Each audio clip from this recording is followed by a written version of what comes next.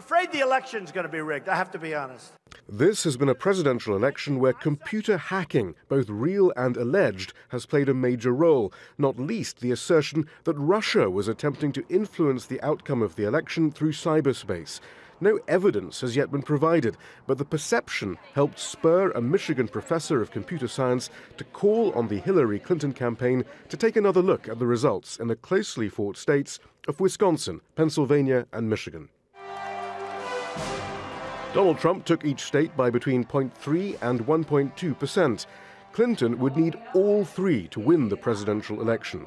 The professor, who's been joined by other academics and Clinton activists, says there is, quote, compelling evidence of voting anomalies, end quote, so there should be a manual recount in each state.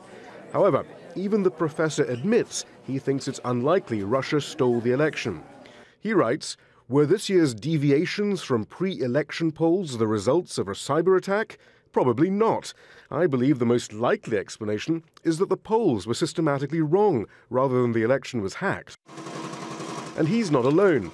Many experts say since many of the voting machines in Wisconsin, for example, aren't even connected to the internet, it would take a mass of Russian agents to tamper with ballots.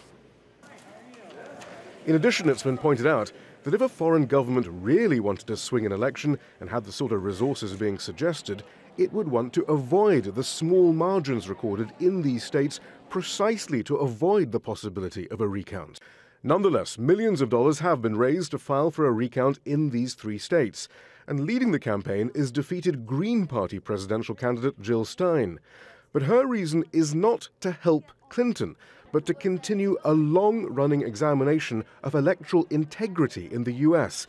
The Greens have forced states like California to scrap the use of some voting machines altogether because they were so easy to tamper with. I have always said, regardless of what the outcome is, regardless of who the winner is, we need to push forward to a voting system that we can actually trust. Clinton's supporters passionately attacked the Green Party during this election, but it's clear that they're happy with Stein's intervention now, whatever her actual reasons may be. After all, the Democrats were in uproar when Trump even suggested he wouldn't accept the results of this election for fear of rigging. So they can hardly suggest the same thing now. Shihab Ratansi, Al Jazeera, Washington.